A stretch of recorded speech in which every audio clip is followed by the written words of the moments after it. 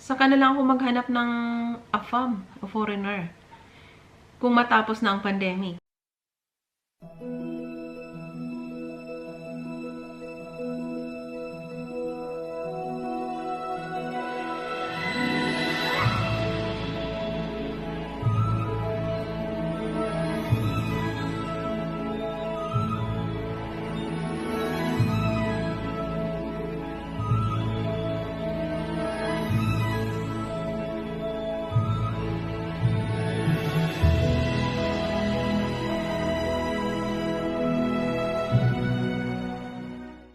Hello mga best! Welcome back again sa ating channel. Sa inyong mga bago dyan, nice to meet you and welcome sa inyong lahat. And maraming salamat sa inyong patuloy na nanood dyan at nag-share na inyong ideas and comments.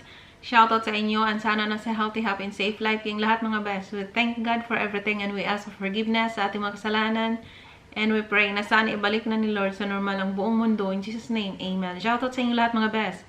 Maraming salamat sa inyo. Sana marami kayong natutunan sa mga videos na ginawa natin. And wag na kayong mag-atubili na i-share ito para marami ang matulungan. Maraming salamat sa inyo mga best. And sana patuloy pa tayong mag-grow at mas marami tayong matulungan, mas okay. So, bago pala ang lahat, mag-ikot ako ng singsing. So, sa mga nagsabi, ano ba yan, te? Totoo ba yung singsing mo? Totoo ka bang manghuhula? Hindi best, katuwaan lang to. Yun lang ang sagot ko dyan. So, ganun. Diretso tayo mag-ikot. Malay mo, totoo. May ganun factor. So, ayan. Andito siya sa Himpapawid, galing siya sa Broken Heart. So, sino ang nabigo dyan? At ngayon tuloy-tuloy na siyang bumangon. At meron siyang kausap ngayon na AFAM na medyo okay. Kasi nasa Himpapawid ka, katabi ng crown. Pero ang crown kasi, yan yung attitude ng AFAM na hinahanap nyo ay nasa kanya. At galing ito sa Broken Heart kasi. Galing siya sa Broken Heart. So, gano'n. Shoutout sa you, best. And sa mga broken hearted dyan, huwag kayong best, huwag kayong sumuko. Kasi ang sumuko, yan yung natatalo. So, today's video, magbasa ako sa isa sa nag-comment dito, kay Sister Emelda. Basahin kita, best, kasi interesting din yung topic mo, about sa life mo. And, basahin kita diretso. There si Sally, tamad na ako makipagrelasyon ng AFAM. Dahil hanggang sa chat at video call na lang. Dahil sa, hindi naman sila pwedeng pumunta dito sa Pinas, dahil nga sa pandemic. Na hanggang ngayon, hindi pa natin alam kailan matatapos ang pandemic na ito. Mas lalo pang lumala ang pandemic dito sa Pinas. Kaya naisip ko, saka na lang ako maghanap ng AFAM o foreigner kung matapos na ang pandemic upang tuloy-tuloy ang pag-usapan namin.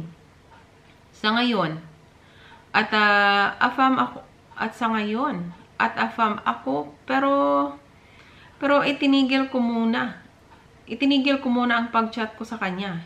So, tinigil mo muna ang pag-chat mo sa AFAM mo. Dahil tamad na ako. Gusto niya pumunta dito sa Pinas upang mamit namin ang isa't isa. Pero hanggang plano na lang dahil sa pandemic. Tama ba ang plano ko, sis? Saka ko na lang siya i-chat pag wala ng pandemic? Maraming salamat sa pag-share mo, best, ng idea mo. I'm sure naguguluhan ka talaga sa tanong mo. Tama ba ang plano ko na saka mo na lang siya? So, parang ano yan, best? In short, parang naisip mo lang yung tao pag kailangan mo lang. Parang, kumaga, may taong gustong tumulong sa isang tao, kailangan niya, so naisip niyang, kumustahin to? Kumusta ka na? Pautang naman. May ganun. So, hindi ko ibig sabihin na ikaw ang ganyan, best. So, na-relate ko lang siya. So, sa mga tao namang sumusuporta, halimbawa, ganun, naalala lang ako, may kailangan na naman to. So, parang, mas okay yung, kumbaga, sa hirap ng panahon, alam niyang nandyan ka. So, lalo na, meron ka ng AFAM, best. Ang AFAM mo, boring ba? Yun ang tanong ko, boring ba siya? Kasi nawalan ka ng gana. Pag ang AFAM na kausap ninyo ay mahal nyo, at interesado kayo sa kanya, never nyong paghindian yan. Kumbaga, ito yung panahon na para ma-feel nyo sa isa't isa na kailangan nyo ang isa't isa. You have to make it stronger. Ito kasi yung parang pagsusukat kung gaano nyo talaga kagusto ang isa't isa. Ang pandemic na to ay nagsusukat sa inyo. Dito nasusukat kung talagang mahal nyo ang isa't isa. Kung kailangan nyo talaga ang isa't isa. Kasi pag mahal nyo ang isa't isa, lalo kayong maging mas malapit. Lalo na sa sitwasyon ngayon. Kasi yung AFAM mo ay minsan may stress yun siya, may problema siya. Wala na siyang karamay, umalis ka na eh. Iniwan mo na siya. So yung AFAM mo, kung feeling mo okay siya, huwag mo siyang iwanan, best. Dito nasusukat kung gaano ka mapagkatiwalaan. Dito niya ma-feel na sa oras ng kagipitan, nandyan ka. Kasi pag oras na dahil ganito, wala na, iniwan mo na siya. Mahal mo ba si afam mo, best? Ganun ang tanong ko. Mahal mo ba siya? Kasi kung mahal mo siya, hindi mo magagawa yan. Pero kung hindi mo siya masyadong feel, medyo boring naman tong kausap na to. So, ganun talaga ang isip mo. Wala na masyadong gana sa kanya. Ganito ang nangyari. Huwag mong gawing dahilan yung panahon ngayon, best. Kasi kung talagang mahal mo ang afam mo at na-feel mong mahal kanya, never siyang nagkulang sa'yo. Suklian mo yon. Hindi lahat na naghahanap nakatagpo ng ganyang afam. Maraming nabigo at umasang makatagpo ng matinong afam. Kahit ano pa ang panahon, kahit ano pa ang sitwasyon ang panahon. Kasi naghahanap kayo ng taong magmamahal sa inyo at dito ninyo masusukat dahil sa panahon na ito. Dito ninyo masusukat kung sino talaga ang taong nagmamahal sa inyo. Dahil hindi kayo iiwanan nun. So, same feeling is mutual. Ganon din sa mga afam. Naghahanap sila ng babaeng sa kabila ng mga pagsubok ngayon. Nakikita nila na talagang interesado sa kanila at talagang nag-i-inspired sa kanila, nagbibigay sa kanila ng hope or pag-asa na tuloy-tuloy silang bumangon sa buhay. Dahil hindi lang kayo, best. Yung mga afam, ganun din ang buhay nila. Ang feeling nila na parang nawalan din sila ng pag-asa dahil sa kabila ng mga pangyayari sa buong mundo ngayon. Pero yung iba dyan, tuloy-tuloy silang naghanap at umasa. Wala silang pakialam kung anong pangyayari sa mundo. Ang gusto nila is makatagpo sila ng babaeng mapagmahal, babaeng magbigay sa kanila ng kahit papano. Kasi yun ang kasabihan, habang may buhay, may pag-asa. Kung baga kung anong pangarap mo ngayon, habang buhay ka pa, magagawa mo yan. Malay mo kung kahit gaano ka-imposible yung pangarap mo. Ibuhay ka pa, so binigyan ka pa ng chance ni Lord para tuparin ang mga pangarap mo. So gamitin mo yan. Huwag mong huwag mong itago yan. So kung may pangarap ka, na afam talaga gusto mo, kung meron ka ng afam mo ngayon, huwag mong pakawalan yan. Anytime, babalik sa normal ang buong mundo. Pag once na babalik na sa normal ang buong mundo, saka mo na siya, hey babe, how are you? It's back to life. I wanna see you in life. I wanna see you in real life. Hey, sabihin ng afam yun, hello, saan ka nung time na talagang kailangan kita? Saan ka nun? Ngayon, umalis ka, iniwan mo ako. Kaya naghanap ako. Marami at maraming babae ang naghahanap ng matinong afam. Na afam na seryoso at hindi sila pababayaan. Kung makatagpo sila ng ganon, hindi nila pakakawalan yon. At yun ang gusto ng mga afam, na hindi sila pakakawalan at talagang ipakita na importante sila, special sila. Yun ang gusto din ng afam na ma-feel yun. Na importante sila, special sila, may taong nag-treat sa kanila ng special sila, may taong kailangan sila, may taong nagmamahal sa kanila. Kailangan ng mga afam yon. So, kaya sila naghanap ng mga Pinay. Kasi kilala tayo bilang mapagmahal, maalaga, mapagkatiwalaan, family-oriented, masayahin, kahit may problema, marunong magtago sa problema. Kasi bakit mo naman idama yung iba? Hindi naman sila ang dahilan sa problema mo. So, wag mong pakawalan yung afam, best. Kung pasado siya sa gusto mo, wag mo siyang pakawalan.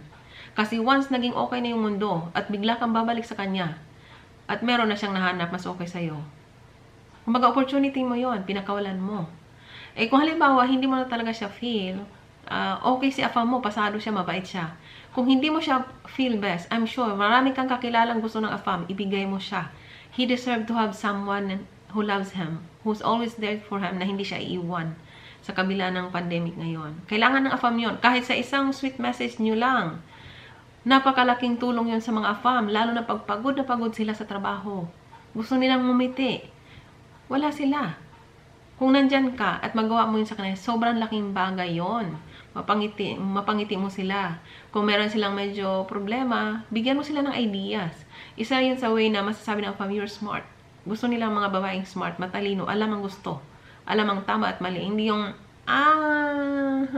yung ayaw nilang ganon, nung tagal parang walang idea. Gusto ng afam na in one time, meron ka kagad na idea. Hindi naman lahat ng ganon, pero mas gusto nila yung babaeng ganon.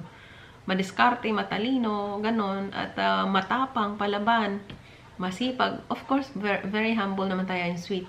Ganon ang gusto ng mga foreigners. So, wag mong pakawalan yan, best. Pero kung hindi mo na talaga feel yan, hindi mo siya na feel na ganon, parang wala ka ng gana, try to introduce him to someone who knows na kung sino yung kilala mong naghanap ng afam, i-introduce mo siya. Para kahit paano may nagawa ka ring bagay sa kanya. Kasi yung afa mo, kung seryoso yan sa'yo, kawawa yan. Pinakawalan mo lang siya dahil sa panahon ngayon. So, dito niya nasusukat na, ay, wala pala to. Kailangan lang pala ako pag okay. Pag hindi okay, hindi pala ako kailangan. So, parang ano yun eh. Taong gusto nung tumulong meron siyang gustong tulungan, tumulong siya. Pero ngayong okay na yung tinulungan, hindi na siya naalala. So, ngayong may problema naman, so naalala na siya kaagad. So, may ganun pa, hindi kita sinabihan na ganun. Hindi lang ikaw best, kundi marami kayong ganyan ng sitwasyon.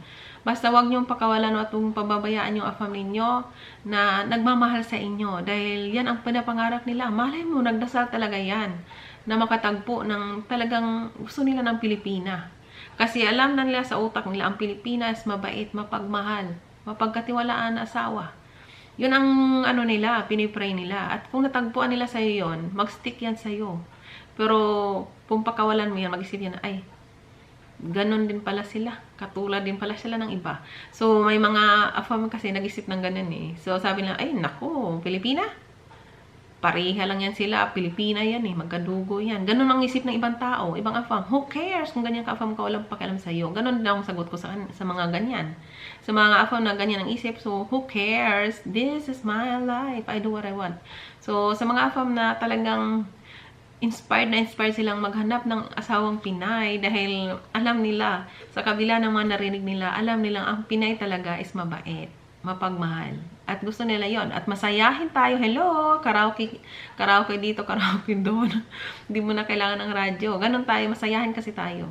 So, yun ang gusto ng mga afam. So, wag mo siyang iwanan best. Pero kung na-feel mo na hindi mo na siya type, yun nga, advice ko sa'yo, ibigay mo siya sa iba. Pakilala mo siya sa taong talagang naghahanap ng afam na kaya nilang mahalin at kaya magtiyaga sa ganitong sitwasyon.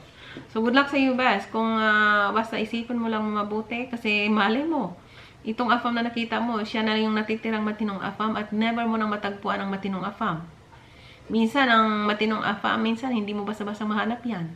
Pag once nahanap mo yung matinong afam, ingatan niyo yan. Kasi pag minsan, yung pinakawalan niyo yung okay, hindi niyo na ma-meet yung katulad niyan. Baka papato na lang kayo kung sino-sino. Tandaan niyo, ang pinili niyo ngayon na makakasama is dyan na umiikot ang buhay ninyo. So, piliin niyo ng maayos.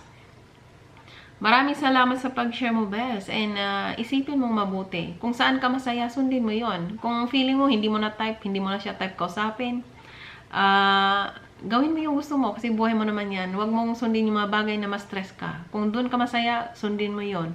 At tandaan mo lang, maging tapat ka sa afam mo. Sabihin mo lang sa afam mo na hindi ka na masyadong masaya sa ganitong sitwasyon at dahil sa panahon. At sana maintindihan niya yon. So, he is free to find another one. Dapat tanggap mo na rin yon. Na kung ganun ka mag-isip, malaya na rin siya maghanap ng iba na ipapalit sa'yo. At baka mas excited pa yan kasi gusto talaga niya yung babaeng talagang nandyan. At excited, masayahin. Yun ang gusto ng mga afam. Tandaan niyo yan. Gusto ng mga afam ng masayahing babae. Very inspiring. Laging nakangiti. Sa kabila ng may problema, marunong pa rin ngumiti. Hindi yung nakasimangot, nag-abot na yung nguso at saka ano dyan.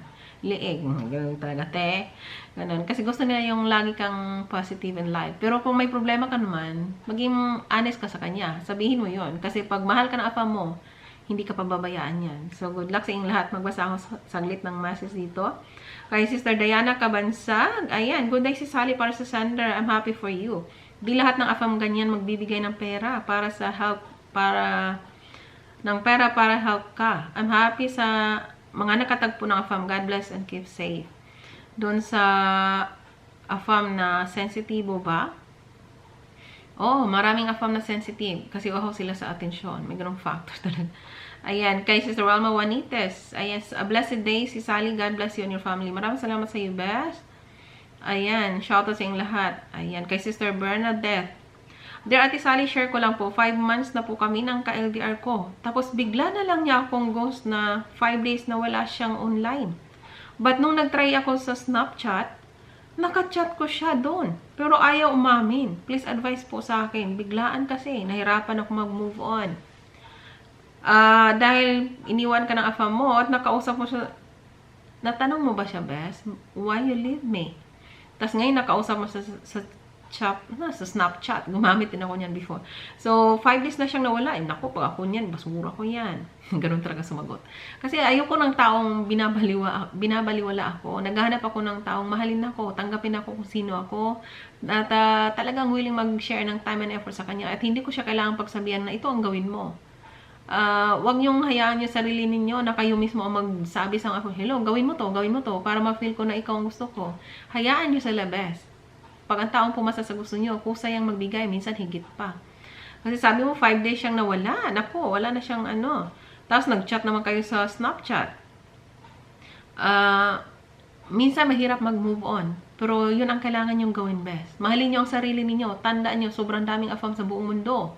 Pag meron kayong afam na pasaway at binabaliwala kayo, basura niyo yan. Kawawa ang sarili niyo. Huwag niyong kawain ang sarili niyo. Kayo ang gumawang kawawa sa sarili niyo, hindi yung ibang afam. Kung binabasura kayo o binabaliwala kayo, dapat the feeling is mutual. Dapat mag-enjoy ka ngayon best na mag-search ng iba. Mag-search ka ng iba. You deserve somebody else na laging may time sa'yo, na hindi ka ignored. Sumali ka sa Christian Filipina dating site best, baka nandyan yung destiny mo at bumalik ka dito pag nakatagpo ka na. Ganon. Good luck sa iyo at wag mong pahirapan yung sarili mo. Huwag niyong guluhin ang utak ninyo. Isa lang ang sagot dyan. Pag ang afam ay binabaliwala kayo, the feeling is mutual. Dapat gawin nyo rin yun. Ibasura nyo rin yan. Kasi ang dami na nating problema. Huwag niyong dagdagan. Kawawa kayo dyan. Kung meron naman kayong choice to be happy in life, ipiliin nyo yun. At ang to be happy in life is to move on sa taong pasaway. At mahirap minsan mag-move on. Pero yun ang dapat nyong gawin para makahanap kayo ng another opportunity para matagpuan nyo ang afam na para talaga sa inyo. Yung afam na talagang thank you Lord ang masabi ninyo. Ayan, kay Janessa about tamis kayo og mga chat. Nako, last August 14, 6 months na mo. Og naa siya'y favor, gipangayo. As niya, may shipping online siya by next week worth $1,200. Ako raw ang magbayad sa shipping charge.